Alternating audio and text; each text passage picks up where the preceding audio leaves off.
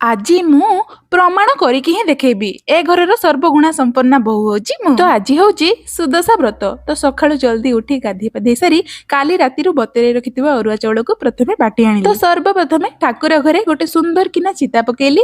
ଆଉ ଘରର ଦୁଆର ବନ୍ଧରେ ସବୁଠି ଚିତା ଗୋଟେ ଲେଖାଏ ପକେଇ ତାକୁ ପୂଜା କରିଲି। ଆଉ ଗୋଟେ ସତ କଥା କହିଲେ, ସେ ମାଣବସା ଗୁରୁବାର ହଉ କି ସୁଦଶା ବ୍ରତ ଗୁରୁବାର, ଘରେ ଟିକେ ଝୁଣା ନଦେଲେ ଦିନଟା ପୁରା ଅଧୁରା ଲାଗେ। ତ ଠାକୁର ଘରଠୁ ନେଇ ସବୁ ରୁମରେ ଝୁଣା ବୁଲେଇ ଆଣିଲି। ତାପରେ ଘରର ନିତ୍ୟାନ୍ତି ପୂଜାଟାକୁ ସାରି ଦେଇଥିଲି। ଆଉ ମୁଁ ଜାଣେ ମୋ ବ୍ଲଗରେ ଆପଣମାନେ ମାମାଙ୍କୁ ବହୁତ ହି ମିସ୍ କରୁଥିବେ, କିନ୍ତୁ କଣ ବା କରିପାରିବା। ସେ ଭୋରରୁ ମୋ ସହ ଉଠିଥିଲେ, କିନ୍ତୁ ହଠାତ୍ କିନା ତାଙ୍କୁ ବାନ୍ତି ହବାରୁ ସେ ଶୋଇବାକୁ ଯାଇଛନ୍ତି। ପୂଜା ସାରି ରୋଷେଇ ଘରକୁ ଆସି ମାମାଙ୍କ ପାଇଁ ଗରମା ଗରମ କାଢା ପ୍ରିପେୟାର କଲି। ଆଉ ତାଙ୍କୁ ଦେଇଦେଲା ପରେ ସେ ପୁରା ସୁପର ଫିଟ୍ ହେଇଗଲେ। ଏଇ ଦେଖୁନାହାନ୍ତି ଆମ ନଖି ନାନୀ ଆସିଗଲେଣି ପୂଜା କରିବାକୁ।